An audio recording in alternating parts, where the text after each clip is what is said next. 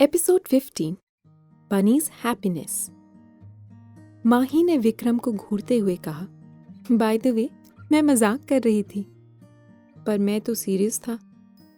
विक्रम ने हल्की मुस्कुराहट के साथ कहा। वो जब मुस्कुरा रहा था तो उसके बाएं गाल पर एक छोटा सा डिंपल पड़ रहा था। इस बार माही को विक्रम पर प्यार आ रहा था। आपकी स्माइल तो ठीक ठाक है, फिर आप मुस्कुराने में इतनी कंजूसी क्यों करते हैं? इससे पहले विक्रम कुछ बोल पाता, माही झट से बोली, अच्छा समझ आ गया, बिजनेसमैन जो ठहरे। वो ये सुनकर फिर से मुस्कुराने लगा।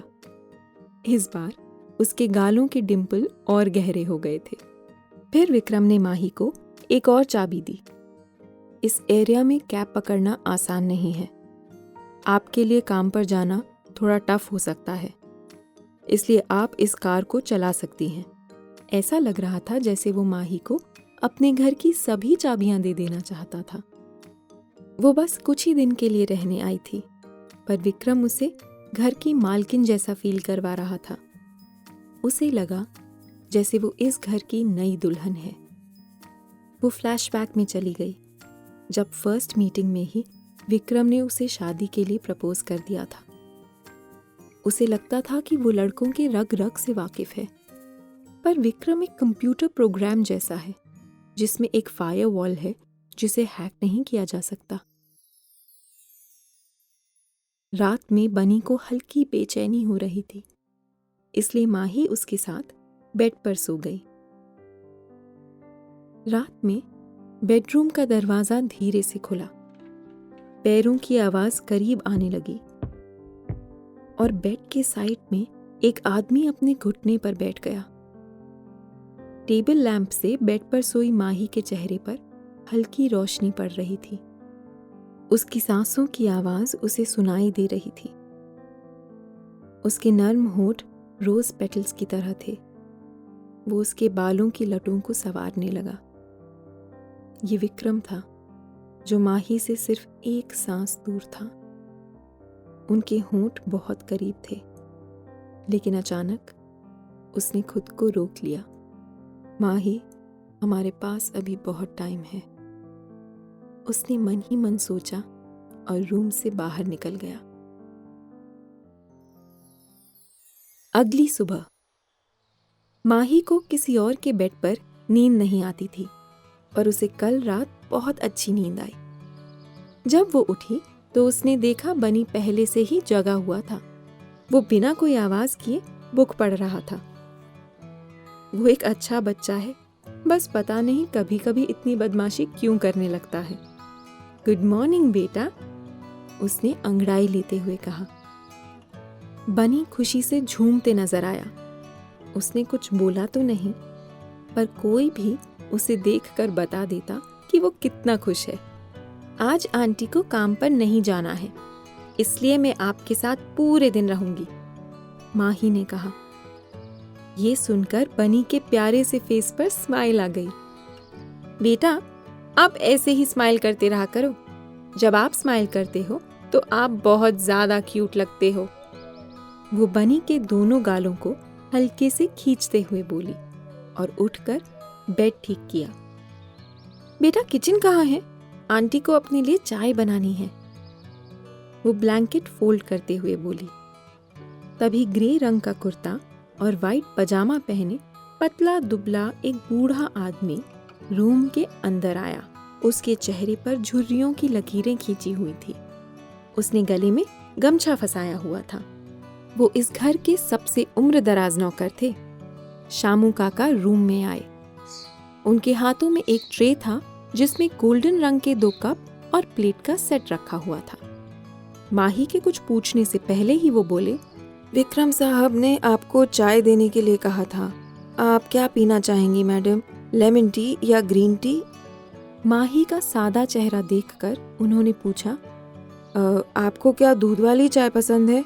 मैं अभी बनाकर लाता हूँ।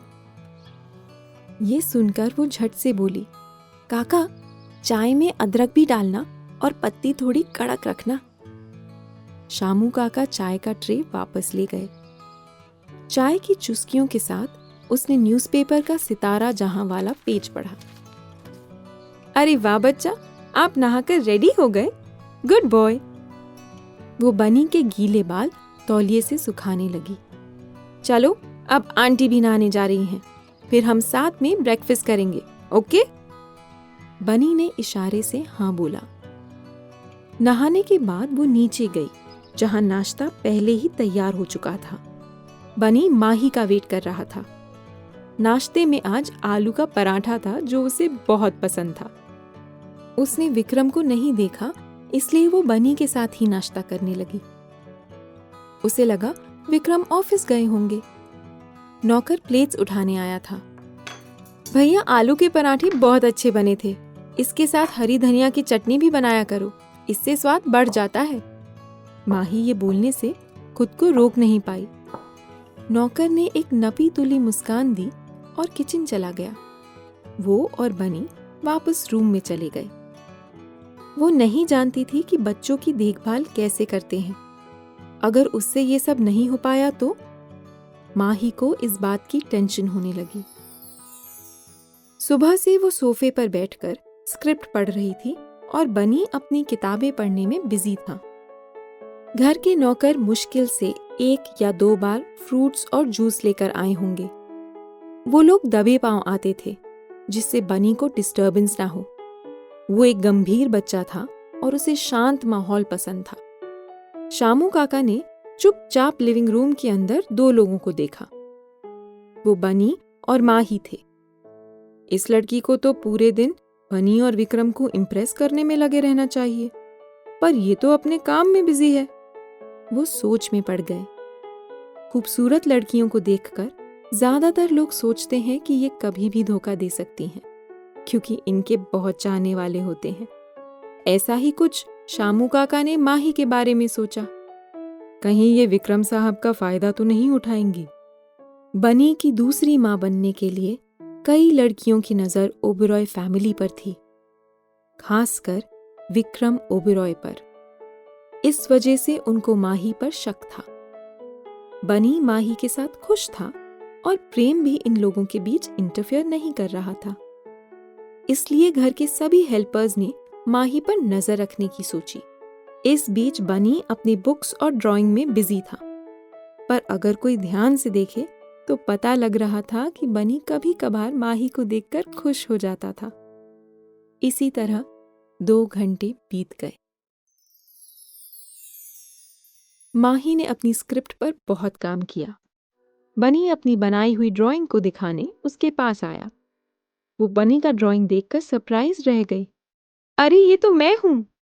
बनी को पढ़ना और ड्राइंग करना बहुत पसंद था। वो बहुत अच्छे पोर्ट्रेट्स बनाता था। ड्राइंग में लड़की का नाक थोड़ा टेढ़ा हो गया था, पर उसने फट से खुद को पहचान लिया। बनी को लग रहा था कि माही उसकी ड्राइंग को पसंद नहीं करेगी। वाओ, आपने मेरी पोर्ट्रेट बनाई, ये तो बहुत ही सुंदर है। क्या मैं अपने फोन के वॉलपेपर के लिए इसकी पिक्चर ले सकती हूँ? वो बिल्कुल भी झूठी तारीफ नहीं कर रही थी।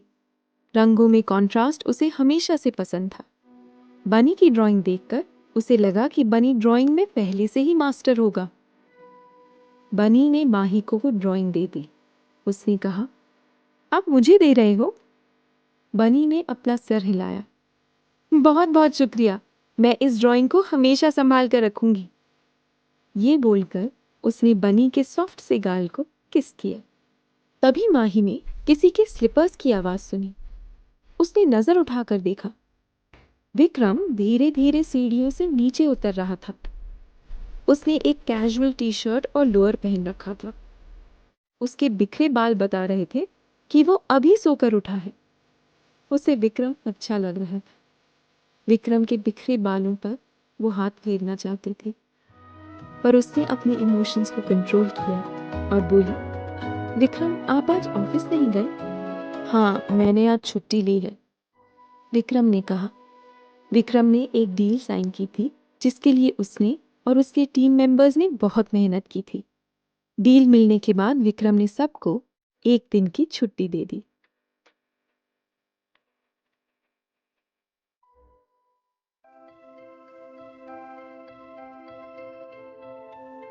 यहाँ बस इतना ही। आगे की कहानी जानने के लिए सब्सक्राइब करें पॉकेट एफएम चैनल को और बेल आइकन क्लिक करके अगले एपिसोड का नोटिफिकेशन पाएं। लेकिन आप सारे एपिसोड अभी सुनना चाहते हैं तो डाउनलोड करें हमारा pocket FM app. Link description में है, जहां आप पाएंगे इस शो के सारे एपिसोड्स और साथ ही इसके जैसे और भी बेहतरीन शो। तो देर किस बात की, अभी डाउनलोड करें पॉकेट एफएम ऐप।